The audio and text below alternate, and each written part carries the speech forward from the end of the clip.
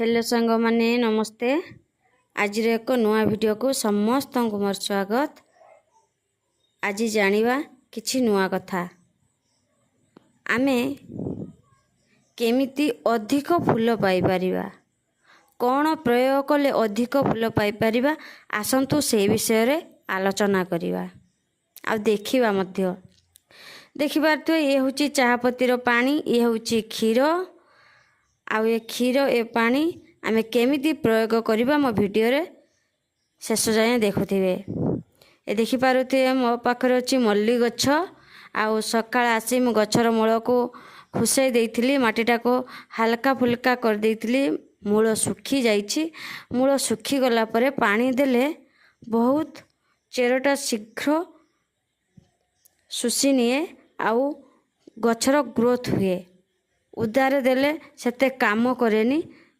तेणु आज आसंतु देखिबा 2 लिटर चाहपत्ती पानी रे 1 लिटर साधा पानी मिसेइबा।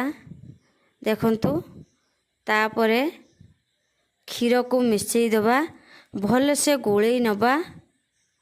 भल से गोळेई नहीं सारिला परे आमे सबु गछरे देबा।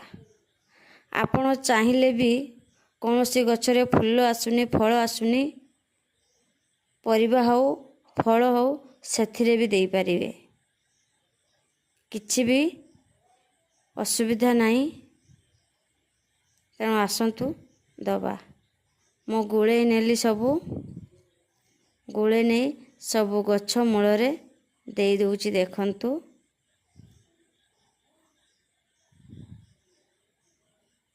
मो वीडियोटी केमिति लागुची प्लीज लाइक सब्सक्राइब करिवे।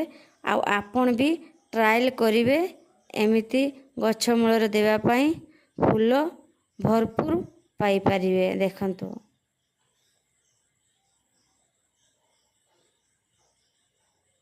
मो पाखरे जेहेतु अल्प गछ अछि तेणु सेतिकी गछरे मु दउची। आपण चाहिले अधिक पानी मिसेई देई परिवे। आम गछ पई कैल्शियम जेहेतु आवश्यक, तेणु आमे सेथि पई क्षीरटिए नेले।